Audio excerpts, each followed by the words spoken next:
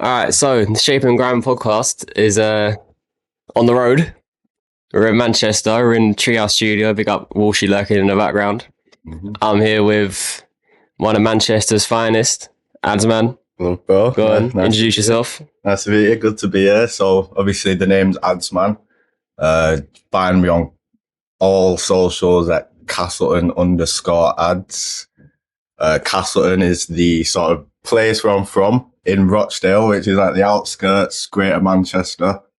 But it's well connected to sort of where we need to be for things. Yeah. So yeah, that's me. Yeah, so from being from sort of Greater Manchester outskirts, I can sort of relate being from like Greater London, the outskirts of London. Yeah. What was it for you that got you into grime and music? And what made you think, oh, this is something that I want to do as a career? I want to be a musician. Like, how did that start for you? Where did it start? Yeah, no, good question. I'd say being sort of like a teenager in Rochdale, there's not much going on in terms of like creativity, expressing yourself. I know there is sort of on the lines of MCing, you get sort of like your niche crowds, which is going on further afield up there. But when I first came across grime music, it was basically it's like a head blow moment where I just found this is for me. Like I enjoy watching it. I enjoy rapping along, and yeah, I just wanted to be a part of that. Okay. So what would you say your early inspirations were back then? Definitely Lord of the Mics. Okay. Lord of the Mics 3, which I think I was around, I don't know, 14, 15 at the time. So getting into that was just, yeah, like I say, just a big mind blown moment. I wanted to be a part of it. Obviously, Boy Better Know, key people there, Newham Generals, and yeah, anything in between, basically.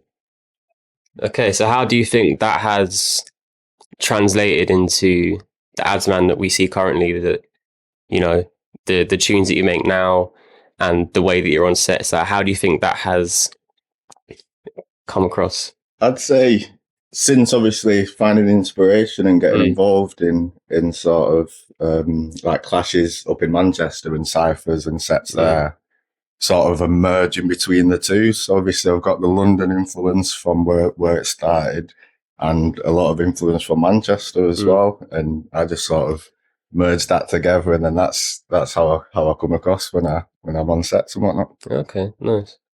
So so you see your music now and the way you make music.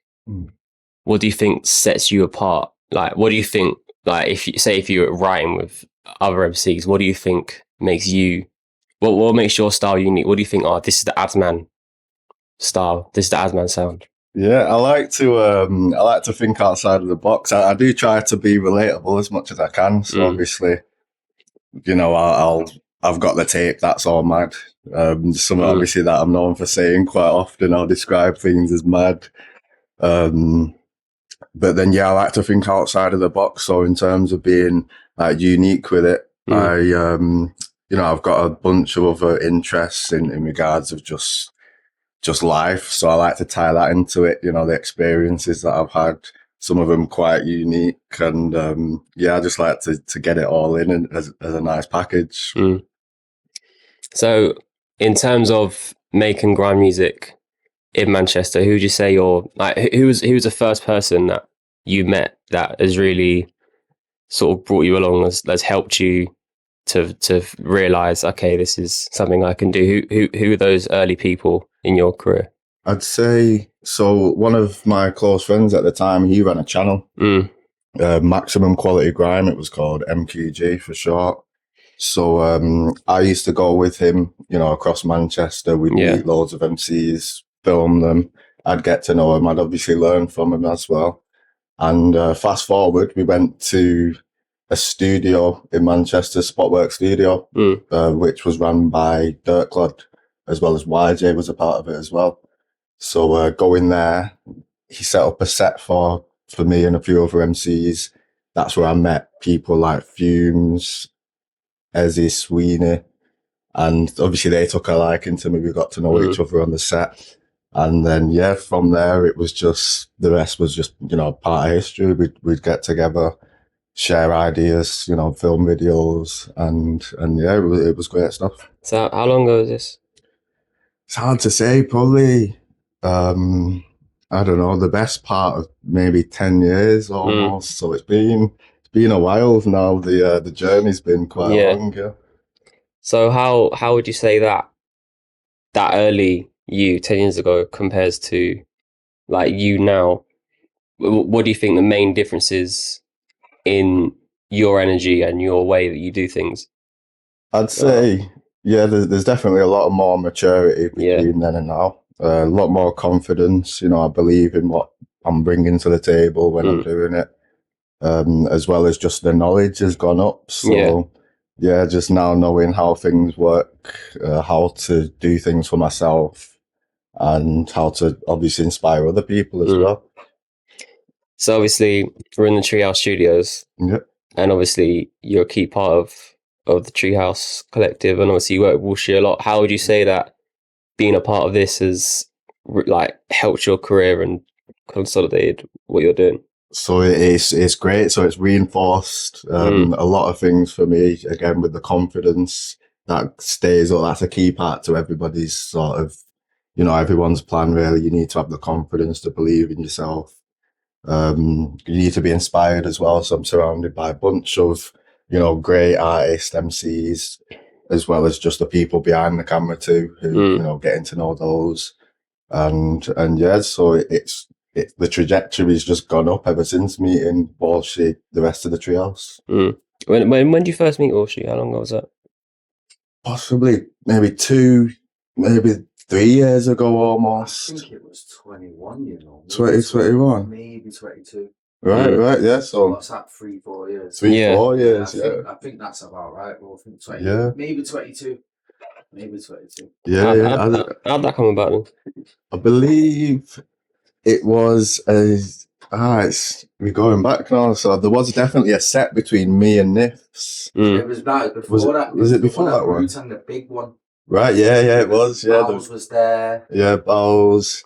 Rago Loco, Slider Kid, P1 and Keen, doing Nifs. It was like a 14-man. Yeah, it was. It was a big one. That wasn't a first. Yeah. No, that one was good. So obviously, like Walshy says, there was a lot of key people on that set, and yeah, that just sparked a lot. So in a good way, obviously, we're just being inspired, being around great artists. Some of them, obviously, I've not met before. Some of them I have. And yeah, that was the start of something there. Mad. Okay.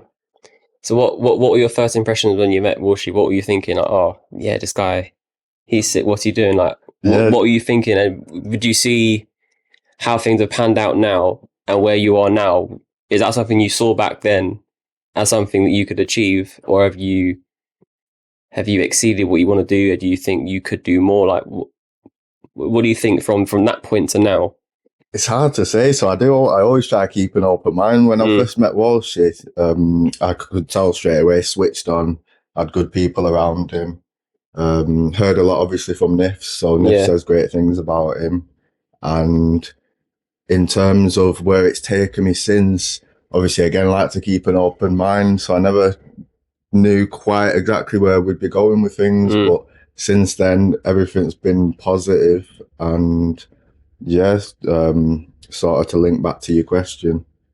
Yeah, no, everything's just been sweet, really. Didn't see myself being as sort of ready to go in terms of, just anytime there's a set on or anytime there's an opportunity, I'm getting excited for it. And it's just been great, really. Yeah. So to see where we are now, the EP, that's all mad. Yeah, so get the physicals. Show the camera the EP. The physicals, the USB. I've got the USB. You got the CD. Sweet, that's the physical there. I suppose just while we're on that note, you can see the thing. I like to just I like to big myself up, so I actually made the artwork there. Taught you shit. Yeah, I did that artwork there. To be honest, you see the photo. it's important to mention Halusi as well. The shot she took the photo on one of the sets that we did, which was a live set at Stage and Radio, I believe it was. Oh yeah, it was. Is that when I was at? Yeah. Yeah. Yeah. Yeah, you was there. Yeah, you Yeah. was there. Yeah, sweet. And my yeah. Stage and Radio. Hannah was there taking pictures. That's what it's from, innit? Yeah. So Hannah took the photo. Great photo. Obviously, you can find more of the shots online. You know, we can link you to that. But that was sort of the focus point behind the artwork, and obviously a couple of the things that I mentioned in the songs, I've represented them with the some of the pictures. We got a crocodile there, we got traffic lights, we got Castleton signs. We got the Seven Sisters as well, which is in Rochdale. The blocks of flats were made a lot of sort of memories and whatnot. So. Yeah, it's just a representation of me, that artwork there. That's all mad. So what do you think that when you were making this project, at the beginning of the project, was it, I need to make an EP? Or were you just making tunes and thinking, oh, this will come together well as an EP? And then it went through, like, what side of the coin? Because I know some artists sort of, if they're making EPs and stuff, they sort of, they're not always thinking, oh, I could make a project, but then it turns into one. Or sometimes they're like, yes, I need to make a project. Right. And then they said, like, where were you, or what side of the coin are you on? Definitely on the side of, right, it's time now, I need to make a project. Yeah. I've been making appearances on sets and whatnot for a minute now. Obviously since meeting Walshy in the Treehouse. And it's definitely time to get a project out. Obviously, over the years, I've released nice singles with, videos and campaigns to go alongside. So, the people that already know me, they know me for what I'm doing. And there's been a journey there. But for this piece here, it's literally time to make a project and get it out there physically. So what were you hoping for when you think, okay, I need to get something full length out? What benefits do you think that would be giving you at this point in your career? What made you think, okay, I need to do that because what was the reason? Yeah, good question. So it's important, obviously, as an artist, to be taking your work seriously. You want to be taken seriously as well by people that'll be looking in. So it's important to have, a piece of work there, body of work to sort of go next to your name. So that's really the reason behind that. Yeah. Do you think, because I like projects because they also, to me, showcase like versatility a lot more than just a single would do. Obviously, you could make 3 different singles, in 3 months you put 3 songs out, but in terms of projects, it's track listing, it's the way it sounds together, is it cohesive? Like, is that something you're also thinking about when you're making these kind of things? To some extent, yeah. So each song on there, a couple of them, they do link together, whether it's, the structure of the song or whether it's the sort of the topic or the way I'm speaking on certain topics. So yeah, it's important there to show that. But in regards of versatility, you want different sides. There's different sounds to sort of be on there. You want to show different sides of yourself on the project as well. So it is always something that's working in the back of the head. How do you go about making sure that you're working with the right producers to get those different types of sounds that suit you, sounds that are more experimental, that you're thinking, oh, maybe I could try this? Like, what was that process like of beat selection and working with different producers? Yeah, so when it comes to the beat selection, it's important for me, obviously, to know the producer, in at least have a conversation with them. Obviously, not everybody's like within range for me to just go see them or spend some time as of yet, obviously. But it's important to at least have a conversation and with them and learn a bit about them, and hopefully, try and like reciprocate some sort of so for example, I see they've been making beats, they've been trying to get themselves out there, so I want to be a part of that in terms of help them, and then them, they help me as well. So with each song I've done on there, I've sent the song to the producer to get their opinions on it, and it sparked a conversation from there as well. Is there anybody else then, apart from producers, that you would say has helped you with that? Like, who would you say has given you good feedback, and who's helped you? Obviously, you are the main guy. You are the guy that does the fine tuning. You are the person who decides what goes on a project and what doesn't, and what works and what doesn't. But is there anybody around you that you think, okay, they've been helpful in terms of helping me see things maybe I couldn't see straight away, or trying to get you to go into new sounds that maybe you didn't see before? Yeah, it's a good. No, that's a good question. So obviously that changes from prior to making the EP and then once it's done. So in regards to feedback, I've got some great feedback from people. Yourself, obviously. Yeah. You've given me some amazing feedback. Check the review out, by the way. Yeah, check it's on the review. website. Check that review. I have to, man. Yeah, it's hard to say. So to sort of structure the answer, I'd say as I was making the EP, I'll be honest, there was a bit of I was locked in, so I've got no features on there just to sort of put that into perspective. So it's like I didn't really consult with a lot of people in regards to making it and getting the right sound. I was a bit sort of tunnel visioned in. Obviously, shout out S on tunnel vision. But big up, obviously, the people around me. Again, once it came out, I've had some great feedback from everybody. A lot of people in Rochdale as well. Yeah. That's basically it. So that's sort of the mode I was in while making the EP. Was that no features like intentional? It's like, okay, I have to make a project with no features, or did it just turn out like that so that you could make sure you're getting yourself out there? Yeah, exactly that. Exactly that. Yeah, I thought if I was to, obviously, there's definitely people I'd reach out to for the features. Obviously, to work together on a song. Yeah, see a lot more of that later on in the year. But yeah, like what you said, basically, it was just a case of I need to lock in, get all these songs done. Obviously, I knew I was capable to get the songs done, and just smash it out. Obviously, that's a bit of a statement there, just to say, yeah, it's done, it's out. So in terms of tracks, what would you say what's your favorite track? What track means the most to you in terms of like that, like a standout to you? Because obviously there's different ways a track can be your favorite. You could have like the grimiest sounding track, or you can have a track that, just you connected with the most when you were recording it. Like, what would you say is that for you? So there's probably two standout ones for me in regards of personality, personable, relatable songs, or ones that mean a lot to me. The main one probably should know this off head, but it's track 6, which is called Never Made It Back.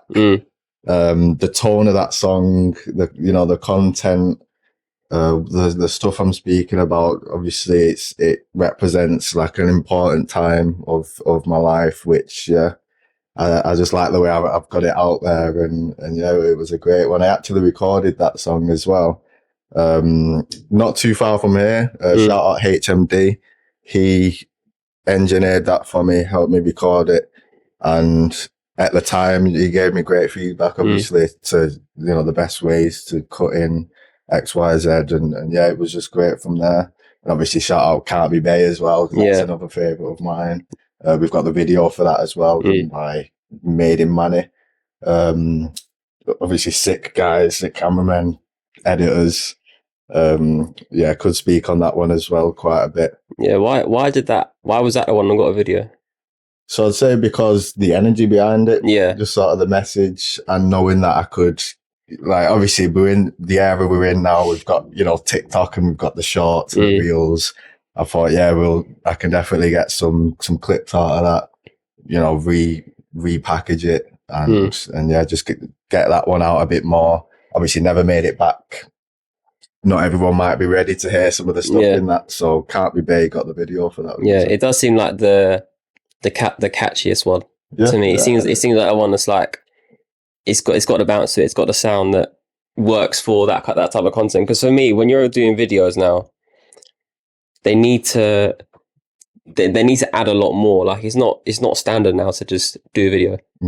They, like you say, you need to get the short form content out of it. You need to have something that people instantly will just know straight away, like, oh, that's his song. It sticks in your head, and then your visuals stick in your head. Because it's different, like, to like back in the day, like, oh, you can have like a video on a TV all the time.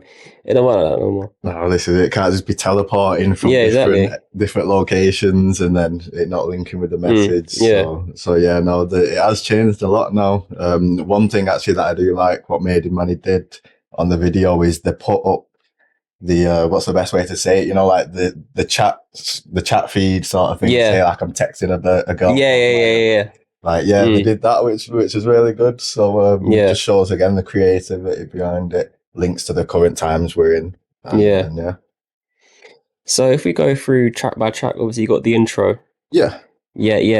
That's my favorite one. You know, Oh, sweet. I like the production on that is sick. I like the beat on that, and then you on it as well makes it. That's my favorite one. For that. Yeah. So shout out Wakai. Obviously, reached out to him. So actually, a bit of a side note on that. That instrumental or that beat by Wakai, I've been onto that for years. Like it's been, you know, you've got your SoundCloud account. Yeah.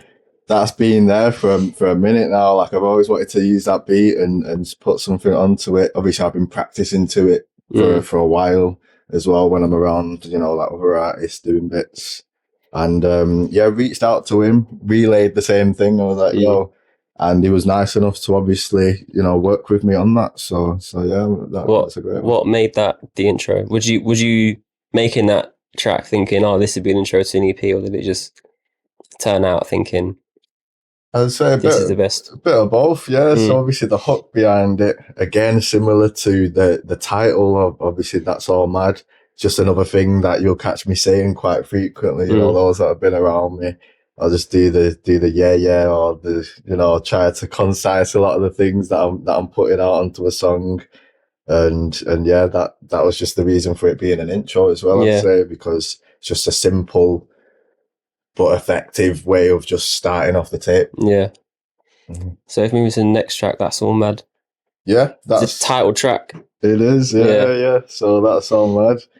I'd say same again with that. That's another thing that you'll see me, or what you'll hear me saying. Maybe I might elaborate afterwards, but if it's just one of the things that I like to get across is my opinion on things. That's all mad. A lot of people know me for saying that, so why not make it into a song? Yeah. So when you're thinking of that track, and that's a title track, is there anything in your head extra that's thinking, oh, I have to make this track work the best as like a, like in my head, if it's a title track, that is like one track summary of what your sound is on this EP. Yeah. Are you thinking about that when you're making the title track? Like what makes that track different as the title of the EP? So with a bit of, I'd say, it's a good question. Let me rephrase that. I'd say the That's All Mad sort of track, the strongest part may be the hook in regards to, you know, it's the one line flow which shout out inspiration, and tie my life into that. So I'm speaking about, you know, some of the decisions I made in the past, maybe not the best, but they've given me a lot of insight as to how to move forward in life. You know, just to quote one of the lyrics out of it, That's all mad. Woke up in the evening. That's all mad. Like, you know, nobody really wants to wake up in the evening time. Your day is finished by that. So just a bit of ownership and accountability on where I'm at in life. Not to say it's purely negative, but I'm sort of trying to convert that into a positive. Yeah. And hopefully, you know, like, inspire other people not to follow in the same footsteps. Yeah. So you spoke a bit about Can't Be Bay. Yeah. So you talk about Boom Bow now. Oh yeah. So go on. Yeah, sorry to cut you off there. I'd say again, Boom Bow. Back to the key things that I'm saying out here. So say I'm trying to like cut in and say something, or maybe I've been saying something, you know, in my friendship groups or whatever. I just sort of tie it. It's like they're tying it with a ribbon. Just say Boom Bow, like that's it. Like, yeah. It's another phrase that I'm known for saying quite often. So there's a bit of a common theme now with the songs on this EP. But I thought that's good though, because that is literally you. Yeah, it doesn't get more authentic than that, really. Yeah, do you know what I mean? If these things like your catchphrases and things like that, like things that are just you, they're easy title tracks, and also like if they're things that you say, they're things that's been sticking on people's heads as well. Yeah, isn't it? Yeah, so exactly that. Then it goes a Wish version. Wish version. Yeah, it's the Wish version. Wish version. Obviously, I don't even think it's that used anymore. But Wish, you know, the website where you can get cheap things and knockoffs and that. Knockoffs and all of that. I'd say Wish version again was one of the ones I was skeptical about putting on the tape because I didn't want it being too negative in terms of like, you know, you might listen to it and think what's going on now. But again, Wish version, another catchy one that I just wanted to bring to the table in regards of just this is what I'm doing. It can only be done like this way because it is the ideas are coming from here. So that's just what I was trying to do with Wish version as well, track 5. Yeah. So we talk about Never Make It Back already, but what in terms of that track, that's being one that you're very like proud of. Yeah. Do you think will you do like a visuals for that? Is there something that, because you're so proud of that track, like do you think there's something you could do more to make it, because you're proud of it and it's on the EP, but in terms of having it as something that everyone else can, obviously if they've listened to the EP they'll like it, but in terms of pushing it, do you think there's something because I think if you're really proud of that track, you should like push that, tell everyone that, even if you don't do a full-on video, just like do some short form clips and shit, like just something to... Yeah, definitely should. So I did actually have plans for that, so I filmed a video for it. Okay. However, it was early stages when I did film that video, so I've now gone back in with ideas to repackage that again, alongside the EP. So yeah, no, you're not wrong in saying that. I should definitely get that one out. So I'd say that there will be something more for that one because it is an important tune to me. And then the outro, Spliff on Me. On Me, yeah. Yeah, Spliff on Me I do enjoy that one as well. That's sort of like a personal one that again for me. So as well as that, it could actually be the earliest one out of all the tracks that I wrote. You know, obviously when it comes to writing bars, writing lyrics, you could take ideas from one set and then tie them in with ideas from something that you've just recently made. So yeah, that's where that one came from. I do like the idea of Spliff on Me, like when a spliff on me is kind of is what it gives out, but there is like when you listen to the song, you'll see that it's a lyric taken from the song. Yeah. So it's that's a catchy one there. I'd say just to sort of tie it out, it's a bit of like I'll see you next time type tune. That's why I just thought to put that as the last one. Okay. So in terms of building from the project, what have you got coming out next? What do you think? Because that came out late last year. Yeah. What's this year looking at for you? So the key thing, obviously, when it comes to the project, we've mentioned there's 0 features on there besides obviously the producers, the engineers that's worked with me on that. Yeah. So this year you're going to see a lot of features. Those obviously who are tapped in, they know I've got one with S coming out very soon. One with S Mac representing Rochdale. I won't speak too much on it. I'll let I'll keep the rest of it to we'll let you anticipate that. But got a lot of features as well planned, and several of them already in motion. Recorded them, which will be coming out this year. So there's that going on, obviously, to show that contrasting styles with other artists in the area. And obviously, in terms of the tape which came out last year, I feel like I've set the bar where it is, that personal bar where it is on that tape. So when it comes to future projects with features, new styles and ideas, like people and listeners can obviously see the trajectory and where things are going from there. Is there anything you'd do different in terms of writing a new tape compared to that? Like, what did you learn, like sort of good things and things you could improve in terms of doing that one compared to what your next one will sound like and look like? What do you think the difference would be? Yeah, no, that's a good question. What I've learned from this one, a main thing was like the behind the scenes work of getting the project out, putting it together, having the momentum to just sort of get it over the line.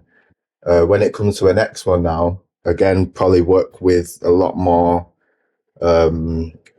producers and engineers, a lot more people, get some ongoing feedback as well. So in terms of just locking in like I've done for this one, obviously it's proved fruitful, which I'm proud of that, but I definitely get some more outer perspectives and ideas alongside it. Obviously a lot more features, and when I say features, not just putting a 16 or a 32 on someone's song, but writing together with artists, like couple bars there, and then I do a couple bars, that sort of thing, to just sort of again give more contrast to the sounds that's coming out of it, out of Manchester in the Treehouse. Nice. Okay. Well, listen, thank you for that. All good. Good, man. Well, it's been a pleasure. Shapin Grime in Manchester with Adzman. Yeah, man. Check out the EP. Go get shout him for physicals as well. They're on Bandcamp, aren't they? They are, they're on Bandcamp. Yeah. As well as that, obviously, I'm active wherever, so whenever you see me, probably gonna have I'll have a couple on me and that. So yeah, you just know about that. It's there. Shout him. Go right and buy one. Right? Boom, bap. Good quality products. Right, Shapin Grime, I'll stop being stupid. Thanks for watching, subscribe and all that. Big up Treehouse. Backstage Walshy in the background. And yeah,